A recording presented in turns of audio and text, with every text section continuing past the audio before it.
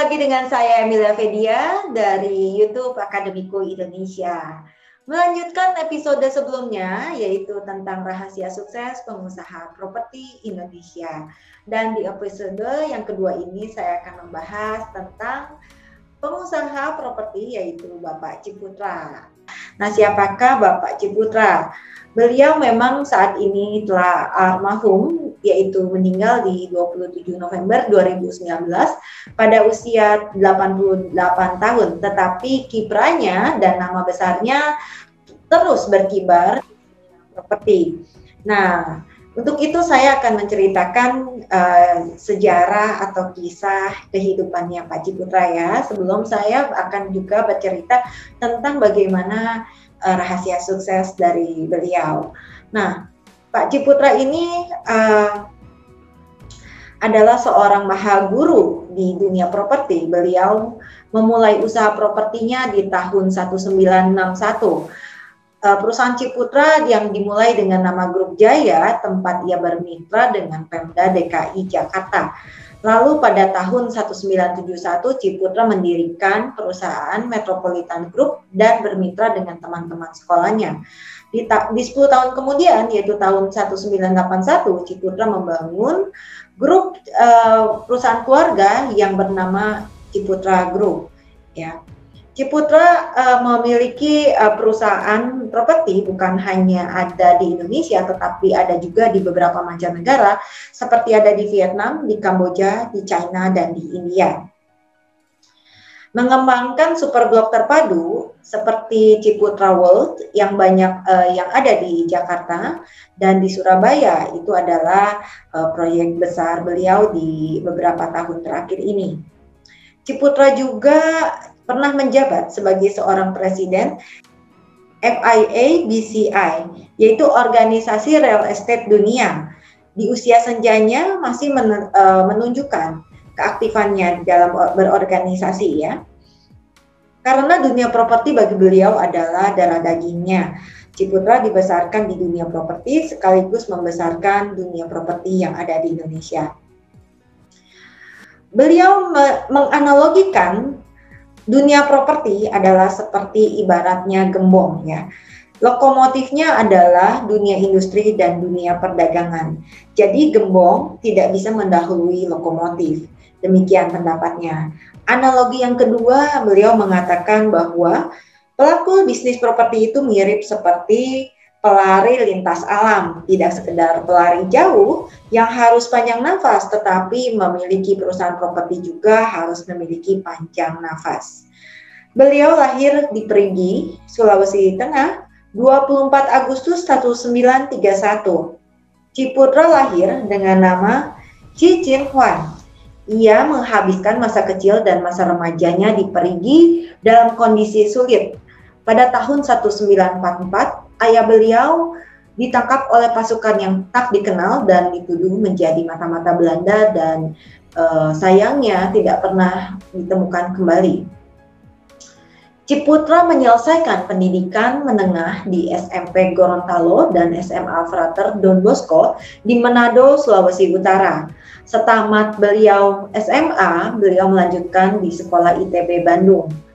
Ketika kuliah, Ciputra bersama dua sahabatnya mendirikan perusahaan konsultan arsitek bangunan yang berkantor hanya di sebuah garasi. Setelah lulus jadi insinyur, Ciputra pindah ke Jakarta. Ciputra mengawali karirnya di Jaya Group dengan Pemda DKI Jakarta dan masih menjadi posisi direksi hingga usia 65 tahun sebagai penasihat juga ya. Nah, kerajaan bisnis properti Ciputra bukan hanya di bidang properti, tetapi juga ada bidang-bidang lainnya yang dikelola beliau, yaitu terutama di bidang pendidikan, karena beliau juga membangun universitas, ya.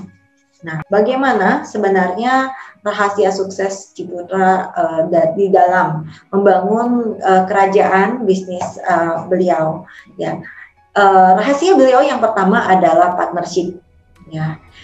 Jadi pada awal mula Ciputra mengawali karirnya di bidang properti, beliau bekerja sama dengan Bendera Grup Jaya lalu bermitra dengan Hasimi, Dasyaat, dan Yusuf Muda di grup Jaya, dan pemerintah Provinsi DKI Jakarta.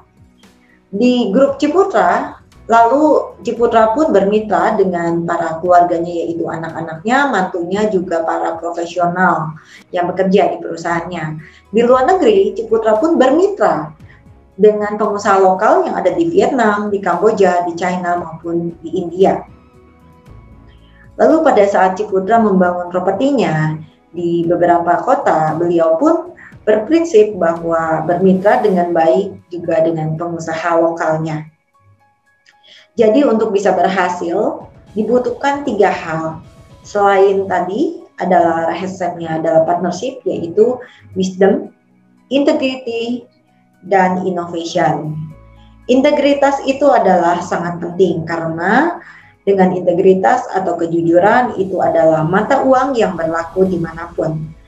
Kalau mau berhasil menjadi leader, kita harus bisa menjadi hamba, melayani dan memberi. Ada mitra memang yang sulit bekerja sama, namun dengan menunjukkan toleransi yang lebih dahulu, lalu segala persoalan dapat diselesaikan dengan baik. Maka bagi Ciputra tidak ada persoalan yang akhirnya berlanjut ke pengadilan. Ciputra telah membawa 10 perusahaannya yang menjadi go public, di mana banyak perusahaannya termasuk yaitu perusahaan properti dan perusahaan lainnya seperti Jaya Properti, Jaya Ancol, Jaya Konstruksi, Metropolitan Kencana, Ciputra Development, Ciputra Properti, dan Ciputra Surya. Juga 3 perusahaan lainnya yaitu Metro Data, Gravity Press, dan Branta Mulia. Untuk pengelolaan keuangannya, Ciputra tidak menggunakan dividen untuk berkonsumsi, tetapi dividen hanya diambil 30%, 70%-nya digunakan untuk reinvestasi.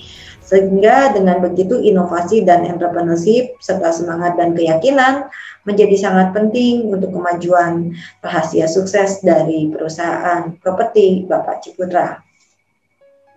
Selain itu, Pak Ciputra adalah seorang yang sangat spiritual, di mana beliau akan membaca kitab suci di pagi hari selama 30 menit dan membaca juga di malam hari selama 45 menit dan 1 jam. Beliau berkata bahwa hidup tidak hanya untuk diberkati, tetapi juga memberkati, menjadi berkat bagi semua orang. Ada orang yang berhemat, tapi hartanya tidak bertambah. Sedangkan ada orang yang terus memberi tetapi uangnya pun terus bertambah. Nah, Ciputra berkata bahwa beliau yakin suksesnya adalah bimbingan Tuhan.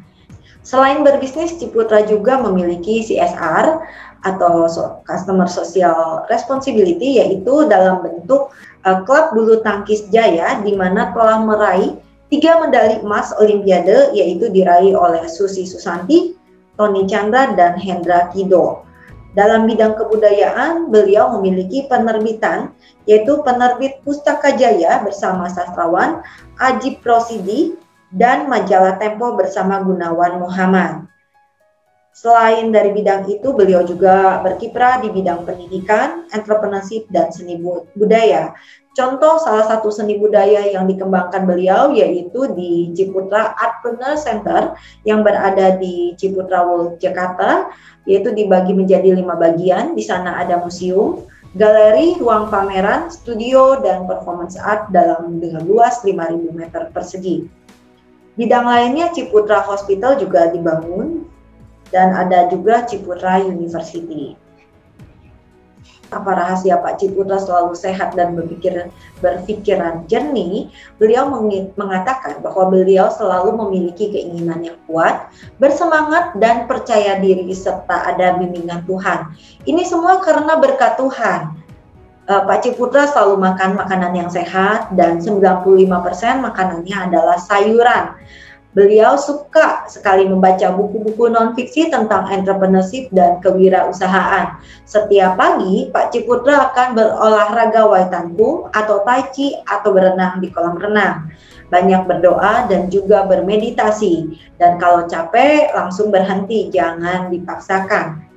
Sehingga Pak Ciputra di usia lanjutnya pun masih aktif sebagai motivator dan juga sebagai mentor di bidang properti dan juga bidang entrepreneurship.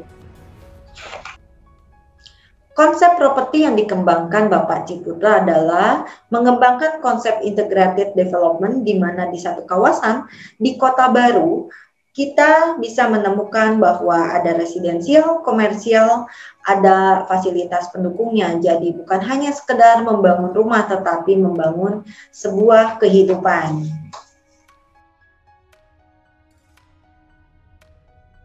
Pak Ciputra mendidik generasi-generasi penerusnya untuk melalui tes terlebih dahulu sebelum terjun ke dalam perusahaan.